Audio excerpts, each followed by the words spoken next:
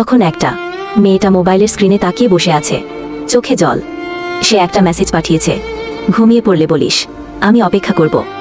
হোয়াটসঅ্যাপে মেসেজটা সেন্ড এবং ডেলিভার দেখাচ্ছে, কিন্তু তাতে নীল টিক নেই, অর্থাৎ মেসেজটা এখনো পড়া হয়নি। এই মুহূর্তটায় তার মনে পড়ল আগের একটা দিনের কথা। পার্কে ছেলেটার পাশে বসে আছে সে। ছেলেটা বলেছিল, তুই কাঁদলে আমার দম বন্ধ হয়ে আসে রে, আমি সব সময় তোকে আগলে রাখব। ছেলেটার কথা শুনে মেয়েটা হেসে বলেছিল, তাহলে আমিও শুধু তোকে বিশ্বাস করব। হঠাৎ তার ঘোর কাটে, সে টিভির দিকে তাকায়। খবরে দেখাচ্ছে মোটরসাইকেল দুর্ঘটনায় নিহত 2 তরুণ, আর স্ক্রিনে ভেসে ওঠে ছেলেটার নাম। খবরটা শোনার পর মেয়েটার মুখ থেকে কোনো শব্দ বেরোয় না, শুধু চোখ দিয়ে টপ টপ করে জল পড়তে থাকে। মেয়েটা আবার মোবাইলের স্ক্রিনে ফিরে আসে, সেই মেসেজটা এখনো সেখানে জলজল করছে। ঘুমিয়ে পড়লে বলিস, মেসেজটা এখনো সিন হয়নি। মেয়েটার মনে হয় যে কথা বলার ছিল সে আর কখনো শুনবে না, আর আমি আর কিছু বলবোও না।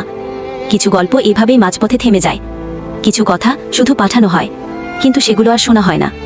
এই গল্পটা আসন্ন যাদের প্রিয় মানুষটা আর কোনোদিন রিপ্লাই দেবে না। মানে গল্পটা এমন মানুষদের কথা বলছে যারা তাদের ভালোবাসার মানুষকে আর কোনোদিন কাছে পাবে না, বা তাদের কথার উত্তর আর পাবে না। গল্পটা সেই অপূর্ণতার ব্যথাটাকেই তুলে ধরছে। কিছু গল্প মেসেজে আটকে যায়, কিছু কথা শুধু পাঠানো হয়, শোনা হয় না। এই গল্পটা তাদের জন্য যাদের প্রিয় মানুষটা। যদি চোখে জল আসে, শেয়ার করুন, হয়তো কেউ বুঝে যাবে।